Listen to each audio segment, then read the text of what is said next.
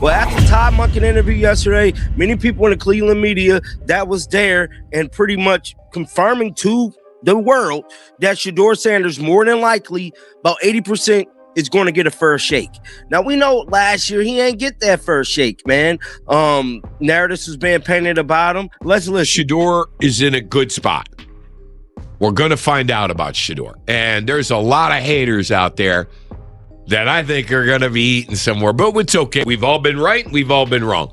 Won football games. So for the Browns, like media team and certain people like fans to be questioning, y'all want to win or do y'all want to not win? Like at this point, that's the only question the Browns fans and Browns media need to answer. Do y'all want to win or y'all want to lose? Because if you play anybody else versus Shedeur, you're probably going to lose. So why not play the man to give you the best opportunity, like Todd Monken said, to win the damn football game? Because that's what Shedeur is going to do. The truth is out. Kevin Stefanski thought he could gamble with Shedeur Sanders' future, and now that decision is coming back on him. Jimmy Haslam saw every single detail unfold, and he stepped in to fix what was going wrong. This is exactly what happens when you target the wrong player. Now, let me ask you, do you think Shedeur Sanders deserves better from the Cleveland Browns organization? Drop your thoughts in the comments, because what actually happened behind those doors is about to flip how you see this whole situation completely.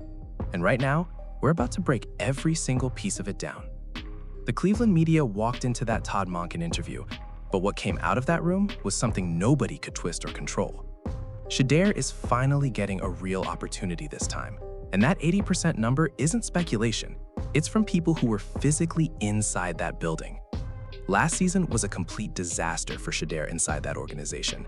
Narratives were being created, stories were being pushed, and a quarterback who hadn't done anything wrong was getting buried before he even got real chances in practice. That wasn't random at all.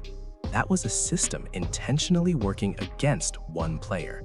And the people behind that system had names, titles, and power.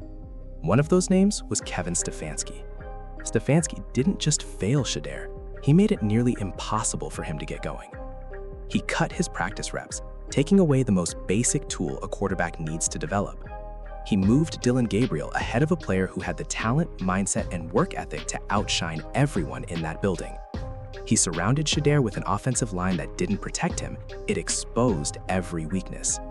Even Jerry Jeudy, who should have been a major weapon, ended up in an environment that made Shedeur's situation look worse than it was.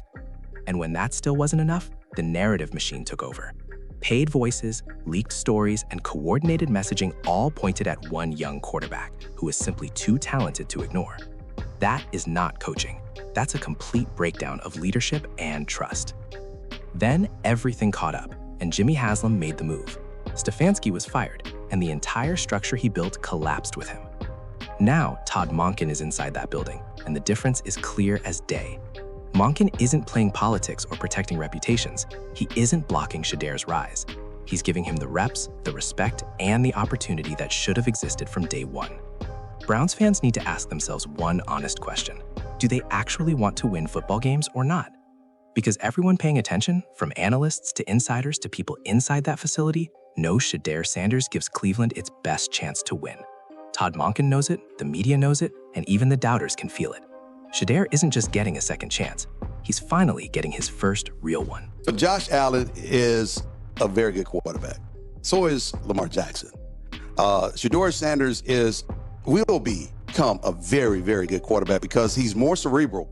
He doesn't have some of the athletic talent that Josh may have in terms of legs, and he doesn't have those kind of things that Lamar Jackson and Josh Allen may have. But he has other things that he relies on. And that in itself separates him from some of those. We say Patrick Mahomes can't really scramble, but he finds a way to scramble. Yeah. Shedeur finds a way to scramble. But his arm talent and his accuracy may be different. It's not Deion bias, it's that I've seen the kid develop since he was a baby. Watching what he did through high school, watching what he was able to do at Jackson State, watching what he was able to do at Colorado. And what I look at, I don't look at the game like most people look at the game. I look at the decision-making of the quarterback. You want your franchise player to be that guy. How is he finding the man-to-man match? Emmitt Smith a man who has forgotten more football than most analysts will ever learn, sat down and said what a lot of people around the league have been too cautious to say out loud. He placed Shedeur Sanders in the same conversation as Josh Allen and Lamar Jackson, two of the most dominant quarterbacks in the NFL right now. And he didn't hesitate for even a second while saying it. That alone should have shaken the entire football world. But because it was Shedeur, a chunk of the media quietly tried to brush it off like it didn't matter. Emmett didn't say Shedeur plays like Lamar when it comes to running. He didn't say Shedeur has the same cannon arm Josh Allen unleashes every Sunday. What he emphasized was far more important than physical traits. He said Shedeur has something neither of those quarterbacks can simply be coached into, no matter the system, no matter the facility. And that is a football mind operating at a completely elite level. That cerebral edge is exactly what shuts down every argument people have used to underrate Shedeur Sanders since he entered the draft conversation. Emmitt Smith has been watching this kid for years, high school, Jackson State, Colorado, all of it. And the thing that kept standing out wasn't just arm strength or accuracy, it was his decision-making under pressure. Reading matchups against man coverage before the defense even reveals its intent is what separates solid quarterbacks from true franchise leaders. Patrick Mahomes gets compared to everyone at the top of the league for a reason. One early critique of Mahomes was his lack of traditional mobility compared to other dual-threat quarterbacks, yet he still finds ways every week to extend plays and create magic out of broken situations. Emmett drew a very similar line when talking about Shedeur, and that comparison carries weight. It's a Hall of Fame level player evaluating a young quarterback and seeing the instincts already in place. The football IQ is already elite, and the rest is just time, reps, and opportunity before everyone else is forced to catch up to what Emmett already sees. What makes Emmitt Smith's take so explosive for critics is that he made it clear this wasn't emotion or favoritism. He explicitly said this evaluation is not biased in any way. He broke down the film, the progression reads, and how Shedeur processes defensive coverages.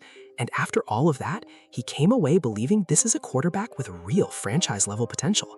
Not average, not a backup projection, a legitimate high-end starter in the NFL. In a league where Josh Allen is putting up historic production and Lamar Jackson is collecting MVP awards, that kind of comparison from Emmitt Smith carries serious weight. It's the kind of statement that should completely shut down the narratives that were built around Shedeur during his time in Cleveland last season. The criticism tried to box him in, but Emmett just broke straight through that wall without hesitation. And at the end of the day, Shedeur Sanders isn't trying to be Lamar Jackson or Josh Allen. He's building his own identity as a quarterback. And according to one of the greatest football minds in history, what he's building will be truly special. But I just can't get over the way people are just overlooking Shedeur Sanders as if he was a fifth-round draft pick. The kid finished the year with 2 division wins, 3 and 4 out of 7 starts. I don't give a crap what the numbers look like. I'm not. Well, Chris, would you rather he had a great QBR and won 1 game or had a crappy QBR and won 3 games? You won't win. You won't win. Tony Rizzo said something that every Browns fan and every football analyst needs to really sit with. Because what he pointed out exposes a double standard around Shedeur Sanders that's been there since the moment he walked into Cleveland. And listen, this isn't a small thing. People are talking about this quarterback like he was some late-round throwaway pick nobody expected anything from. But that's not reality. This is a guy who stepped into one of the most unstable situations in the NFL and still managed to produce results that actually mattered. 2 division wins, 3 wins in 7 starts. And let's be real, everything around him was stacked against him. Coaching inconsistency, protection issues, limited reps, media narratives were already working against him before he even settled in. And still, Shedeur Sanders went out there and got wins. Not almost wins, not moral victories, actual wins that go in the record book. But now you've got people trying to act like those wins don't even count anymore. And that's where Rizzo's point hits hard. Because the same people dismissing it now would have been celebrating it nonstop if any other quarterback from that class had done it. That's the double standard nobody wants to admit out loud. And then you've got the QBR argument being used like a weapon every time someone has already decided they don't like a player. Tony Rizzo shut that down with a simple but brutal question. Would you rather have a quarterback with pretty stats and 1 win, or messy stats and 3 wins. Because at the end of the day, football isn't fantasy football.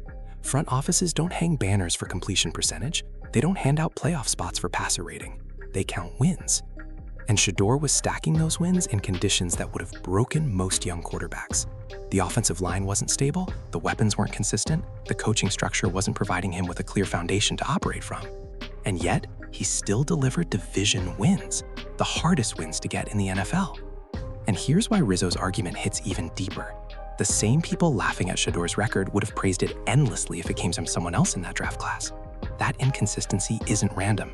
It's the pattern that's followed him from day one. Because 3 wins and 7 starts as a rookie in that kind of environment isn't a failure story. That's a survival story. And survival in those conditions takes a level of toughness most quarterbacks simply don't have. Tony Rizzo isn't speaking from emotion. He's pointing at the scoreboard and asking everyone to do something they've avoided all along. Be honest about what actually happened. Shedeur Sanders won NFL games as a rookie under some of the worst conditions possible. And ignoring that reality isn't just unfair anymore. It's completely disrespectful to the truth. That's exactly what Todd Monken said yesterday. He don't give a damn. He's trying to win. He's going to put the best quarterback out there to win. And judging off y'all roster, y'all ain't got too many options, bruh. And I'm telling you right now, if Shedeur get hot like I think he's going to get hot and be in MVP conversations, I don't know. I don't know what the future holds 3-4 years from now. Well, 3 years from now. Because Shedeur Sanders is a proven winner, bro. Like, y'all can feel how y'all want to feel. Y'all can say what y'all want to say on these damn microphones and on y'all little podcasts. But one thing I can tell y'all for sure, is Shedeur Sanders win football games. I don't think anybody could attest to that because that first season at Colorado was an adjustment season. Second season, balling. Both seasons at Jackson State, balling. Like, what is we saying here? This shouldn't even be up for debate right now. When it comes to the talent level of Shedeur Sanders, he's everything you want in a quarterback. And it's good to see because I believe Todd Monken is finna change the narrative. It's clear as day that the man do not like the Cleveland Browns reporter, probably because they keep a lot of ish going in a locker room. Todd Monken isn't interested in emotions, excuses, or outside noise. He doesn't care about narratives, media agendas, or which reporter has been pushing what storyline behind the scenes. He's focused on one thing and one thing only: winning football games. That's the only priority he walks into that building with every single day. And when you look at this Browns roster without bias or emotion, just pure football logic, the answer isn't complicated. The quarterback who gives Cleveland the best chance to win is Shedeur. It's really that simple. The roster isn't stacked with elite depth. The options aren't overwhelming. So the idea that this should even be a long debate is exactly the kind of thinking that has kept Cleveland stuck for years. Monken isn't here to babysit a rebuild or manage patience timelines. He's here to compete. And competing means putting the most talented, most composed, and most proven winner on the field. And right now, that guy is Shedeur Sanders. No hesitation. And the track record backs it up. At this point, it's not even something that should be controversial. But somehow, people are still treating Shedeur like a question mark. And that's what makes this whole conversation frustrating to watch. At Jackson State, he was dominating. In Colorado, in his second year, he was dominating again. The first year at Colorado was an adjustment period. New system, higher level, bigger stage, and he still competed. Then in year 2, he settled in and showed exactly who he was as a quarterback. That's not someone who folds under pressure. That's not someone who disappears when the lights get bright. That's a consistent winner at every level he stepped into. And the pattern is so clear that ignoring it requires either bias or complete denial of what the tape shows. And if Shedeur gets rolling, and everything suggests he will, MVP conversations stop being fantasy talk. That becomes a real possibility because of his arm talent, his processing, and his competitive edge. A few years from now, the people who are doubting him right now are going to struggle to explain why they missed it. Monken shutting out Cleveland reporters isn't just a side detail. It's a statement. It signals how serious he is about resetting what went wrong inside that building. Those same voices weren't just reporting the team, they were feeding narratives that created noise and instability around the locker room, and Monken clearly sees that. He's drawing a line between what was happening before and what's starting now. And what's starting now is a system built to support Shedeur Sanders, not work against him. No manufactured storylines, No behind-the-scenes sabotage, no outside interference is shaping perception. Just football. Just preparation. Just a quarterback finally getting the environment he should have had from day one in Cleveland. At this point, it shouldn't even be a debate anymore. Shedeur Sanders wins football games. The record shows it, the tape shows it, and soon enough, the scoreboard in Cleveland will show it too. And as for Kevin Stefanski, he thought he could quietly push Shedeur out of the picture. Jimmy Haslam made sure everyone saw how that story actually ended. Because in the NFL, truth always catches up, just not always on your timeline.